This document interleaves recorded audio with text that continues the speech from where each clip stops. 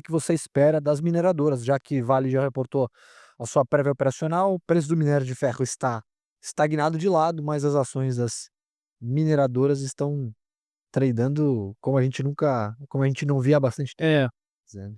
Não, assim, acho que aí vamos tentar separar em 2 tópicos rápidos, né, que é o a aceleração do preço dos papéis e o trimestre em si, tá. Eu Ótimo. acho que do ponto de vista de trimestre, né, acho que a gente viu ali a Vale já divulgou a prévia operacional, né, que mostra, volume e preço, das principais commodities, né, que ela produz, né, minério de ferro ali finos, pelotas, e na parte de ferroses e na parte de metais básicos, níquel e cobre.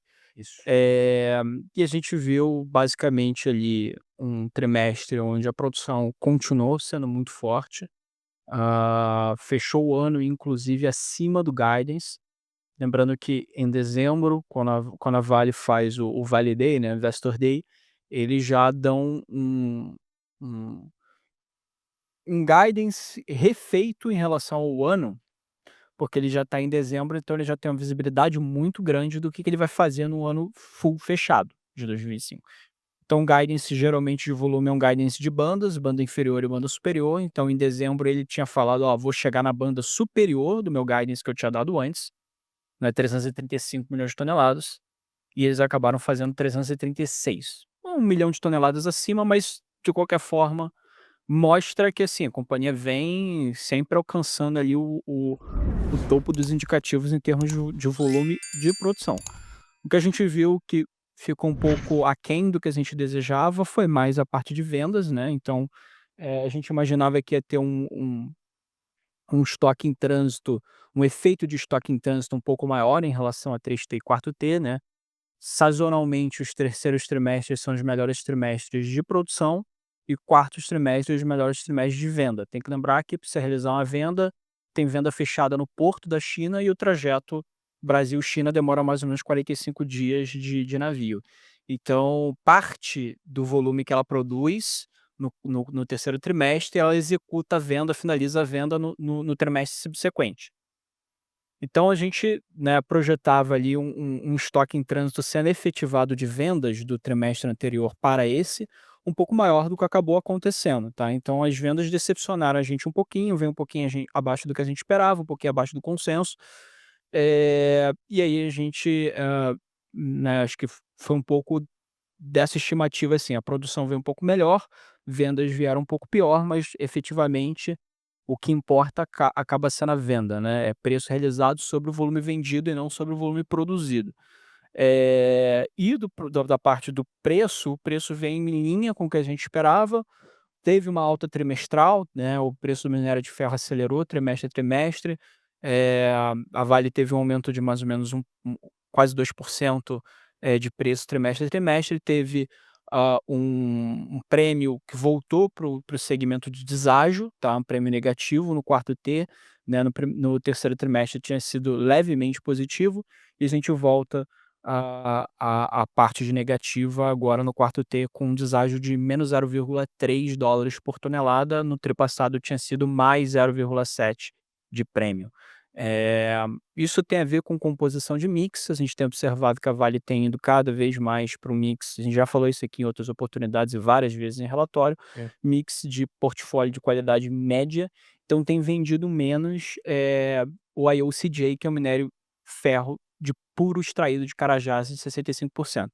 Então ela tem blendado muito o minério de ferro de maior teor, tirado de Carajás, com minério de ferro de alta sílica de baixa qualidade de ferro, de Minas Gerais, então ela blenda isso, ela tem alguns blends como o BRBF, né, como se fosse não é exatamente um blend, né, que ela faz, no porto da China, que é o PFC, né, o Pellet Feed China, que é um processo de concentração, não de blendagem, mas que ela faz no porto da China. Então esses são basicamente existem 3 produtos que ela está focando mais, que é o BRBF, o PFC, que eu acabei de mencionar, e o Mid-Grade Carajás, que aí é um minério de ferro de qualidade média, ao invés de ser 65%, um minério de ferro de 62% extraído em Carajás também, que antes, curiosamente, é mineração circular. Antes ela descartava isso. Para ela extrair o PFC de 65, parte da massa mineral que ela movimentava, ela separava, ela não vendia, e esse negócio tem um valor econômico que ela não aproveitava. Ela passou a reintroduzir isso dentro do mix de vendas e capturar, como se fosse um novo produto que ela chamou de mid-grade Carajás. Então essa mudança de portfólio acaba fazendo com que a gente não veja prêmios, de qualidade robustos. A gente também teve, uma Mas o mercado também não o tem. mercado também não tem apetite, é exatamente isso, Esse não tem apetite. Eu acho que isso a companhia está fazendo como uma estratégia mesmo de se readequar à realidade nova do mercado, né. Então, como a gente já vem falando há algum tempo, acho que a estratégia correta a se fazer mesmo. Não adianta você tentar capturar prêmio, mas você, né, do mercado tá deprimido, e você vai acabar vendendo, vai ter um volume de vendas bem menor, se você quiser só focar no IOCJ, né, no minério de ferro puro. Então, isso acaba acontecendo, mas eu acho que a gente tem olhado a companhia com, ah, milestones ali, realmente conseguindo fazer, né, guidance de produção cada vez mais robusto, voltando para patamar recorde de produção ali entre 2018 e 2019, antes do acidente de Brumadinho, né. Então, voltando para a produção recorde, e também teve ao longo do ano, 3 reduções de CAPEX, né.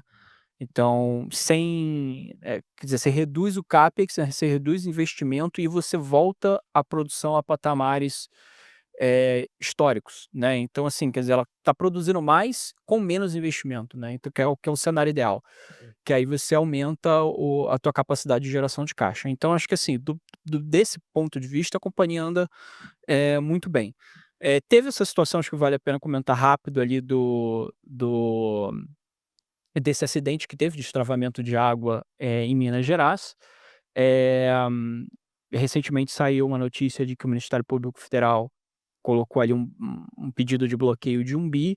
Acho que, assim, do ponto de vista de produção, mesmo que essas 2 minas fiquem, né, fechadas por mais tempo ali, né, eh são minas que vão ter uma produção mais ou menos correspondente a 3% do que a Vale produz anualmente, tá. Então, né, dado que essa última colocação do Ministério Público Federal foi um pouco mais complicada do ponto de vista legal, né, ele menciona, situações legais ali que acho que não vem ao caso mencionar aqui. A gente tem um relatório sobre isso, é só vocês lerem lá. Mas eu acho que no final do dia vai demorar talvez um pouco mais de tempo para a Vale conseguir restabelecer a operação nessas 2 minas, tá. Não teve, feridos, o acidente não foi com barragem de rejeitos. Então, assim, comparação com Brumadinho e Mariana, eu acho que é uma comparação que não cabe fazer, são acidentes de proporções e situações diferentes, Até a reação do papel mostra mas isso, né. no dia caiu, a gente coincidiu com o nosso rebaixamento, acho que teve um efeito ali dual entre o que a gente rebaixou, e também acabou a notícia da interrupção da produção por conta do extravasamento de água, foi no mesmo dia. Então aí já puxando o gancho para o nosso rebaixamento do papel, a gente teve recomendação de compra para a companhia durante basicamente 3 anos, né. Eu fiquei muito tempo com uma recomendação de compra.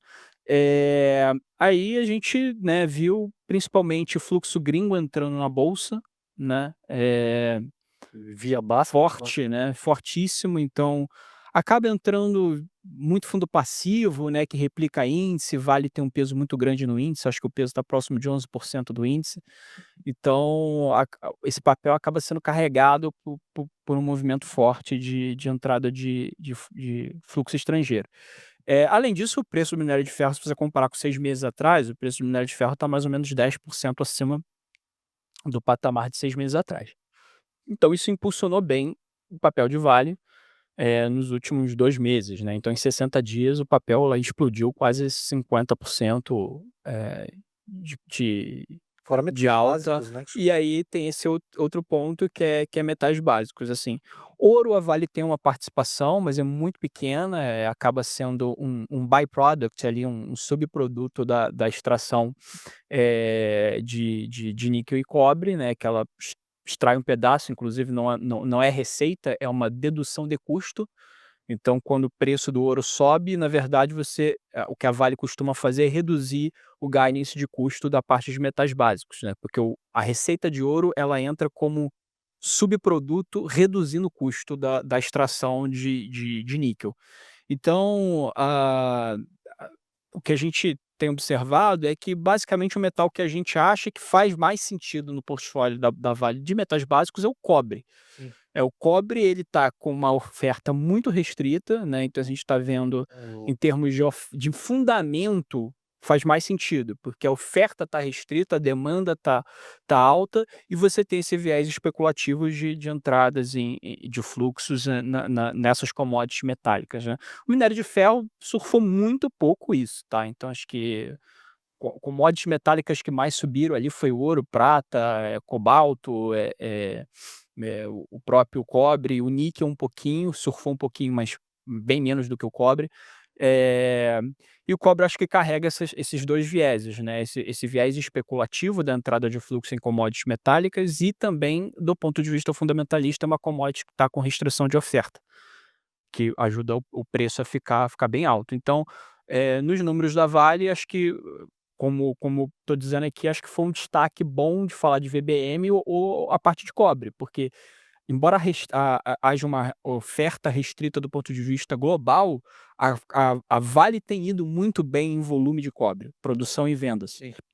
Então, tem crescido o volume e o preço cresceu 13% tri-a-tri, né, então acho que a gente tem visto ali uma divisão de metais básicos puxado pelo cobre, bem melhor. Acho que metais básicos é uma divisão da Vale que poucos investidores pagavam no valuation qualquer coisa, né, você sempre foi minério de ferro e o carro-chefe, e metais básicos eu costumava dizer que era quase como se estivesse ali só para atrapalhar, porque quando tinha uma notícia ruim, fazia pressão negativa no papel. E quando tinha uma notícia boa ou algo bom que a Vale tem executado, o mercado não dava o devido valor, né. Eu acho que o mercado está começando a olhar mais agora, dado tudo isso que está acontecendo envolvendo essa parte de commodities metálicas. Então acho que é um bom resumo aí, o que a gente espera de número é um crescimento, low single digit de EBITDA tri a tri, e, um mid single digit ali, casa de 4%, ano a ano. Vai ser um trimestre melhor, mas eu acho que do ponto de vista de valuation, dado que o papel subiu esses 40 e poucos por cento em 2 meses, a gente começou a achar que chegou já no preço do que a gente acredita que é fundamento. A gente tem uma projeção de minério de ferro de $95 a tonelada média para o ano, o preço hoje está em cento e pouquinho, 105, 106. Então a gente acha que vai ter uma desaceleração ao longo do ano do preço do minério de ferro pós Ano Novo Chinês. Então, a tendência do ponto de vista fundamentalista é o papel de Vale dar uma corrigida com realizações ao longo do ano. Isso é o que a gente espera do ponto de vista fundamentalista. Se continuar entrando o fluxo gringo, que está comprando Brasil, o pacote Brasil como um todo, acho que aí sim Vale pode continuar surfando uma alta, mas do ponto de vista fundamentalista, a gente acha que o valuation já chegou no ponto adequado. E você acha que o trimestre em si, o quarto tri já está precificado ou tem algum po a gente essa pergunta sempre se faz, Sempre, é. porque a gente tem a prévia operacional É. e muitas vezes acaba mexendo com o preço, mas o que que talvez o investidor É, deveria a única olhar coisa para o quarto tri que poderia a única coisa que, ser um a gente geralmente fala você falou pra gente ajudar quem tá assistindo, que você já sabe a resposta. A única variável importante, tem outras, mas assim, a principal variável que não é mencionada pela Vale no relatório de produção e vendas, né, que o mercado chama de prévia operacional, é o C1, né, o C1 por tonelada, que é o principal custo da companhia. A gente espera um C1 sem grandes novidades, um C1 dentro do guidance, e curiosamente o C1 do trimestre ele é o mesmo da composição anual do guidance.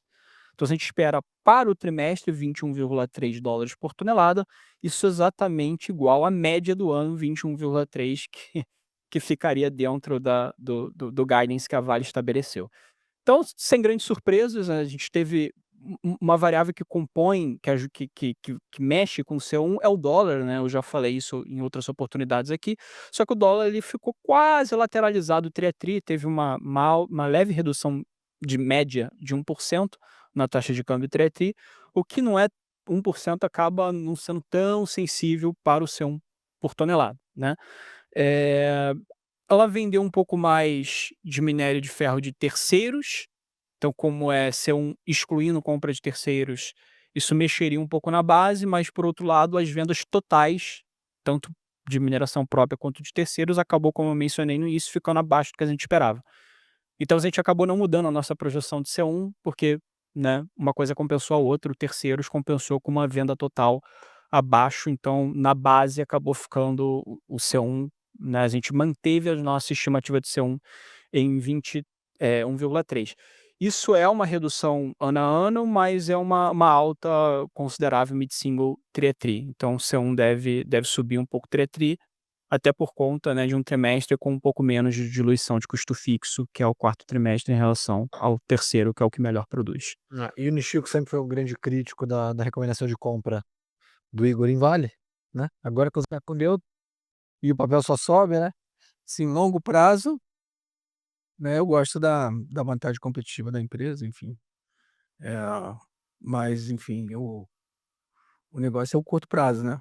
E assim, é aquilo, a gente achava que tinha um desconto implícito, né, em termos de até se você olhar free cash flow yield, múltiplo e tudo, Com as médias. é.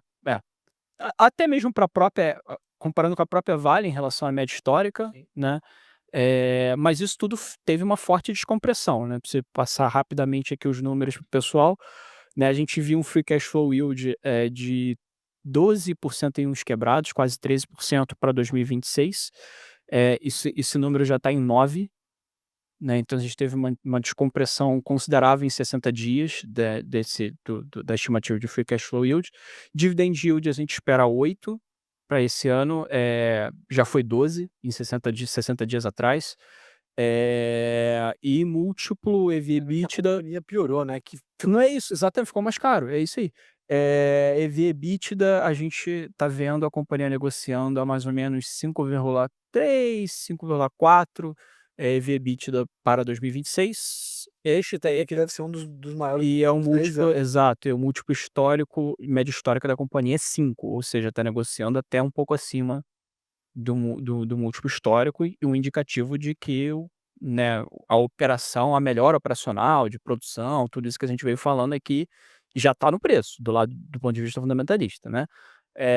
Agora, o que tem ajudado muito é essa questão do fluxo gringo.